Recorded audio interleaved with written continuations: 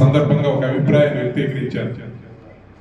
అదేమిటంటే ఈ దేశం ఈ ప్రపంచం ఎదుర్కోబోయే అతిపెద్ద సమస్య నాయకత్వ సమస్యని, ఈ దేశం ఎదుర్కోబోయే రాబోయే రోజుల్లో అతిపెద్ద సమస్య సీనియర్ సిటిజన్స్ ని ఎలా డీల్ చేయాలి అనేది నేను 15 సంవత్సరాల క్రితం ఒక సమావేశంలో చర్చించినప్పుడు, సరే ఆ రెండో విషయం ఎంతవరకు అర్థమైందో కానీ మొదటిది చాలా మంది ఆ రోజు డిఫరెంట్ గా అంటే ఎలా చెయ్యాలి అనే దాని మీద చర్చ జరిగారు.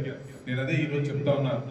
ప్రపంచంలోనే నాయకత్వం లేకుంది. ఈరోజు నాయకత్వాన్ని ఈరోజు నేను చాలాసార్లు రాజకీయంగా ఉన్నప్పుడు ఆలోచించుకుంటా ఉండేవాడిని. నేను ప్రతిరోజులో ఒక్క నిమిషం అయినా ఈ రోజు కూడా ఆలోచించే ఒకే ఒక్క విషయం ఏంటంటే, యాక్చువల్గా మాకేం ఫ్యామిలీ లెగసీ లేదు, మాకేమి రాజకీయ పరంగా ఉండేటువంటి వాస్తవంగా పరిస్థితులు ఉండవు. అయినప్పటికీ కూడా ఎందుకోసం కొనసాగాల్సి వస్తూ ఉంటుందంటే, ఈరోజు అంతిమంగా ప్రజాస్వామ్యంలో రాజకీయ వ్యవస్థ అంతిమం.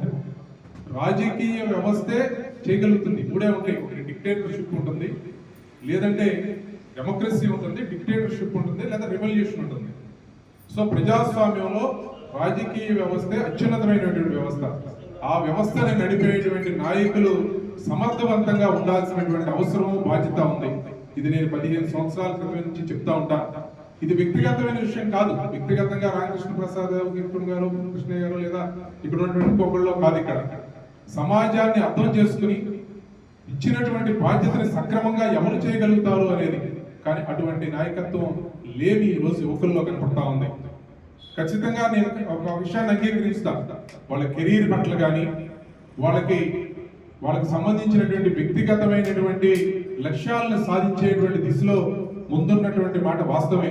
కానీ సమాజానికి సమిష్టిగా అవసరమైనప్పుడు నిలబడేటువంటి యువత క్రమేణా తగ్గిపోవడం అనేది మాత్రం ఖచ్చితంగా ఆందోళనకరమని మాత్రం నేను చెప్పగలను.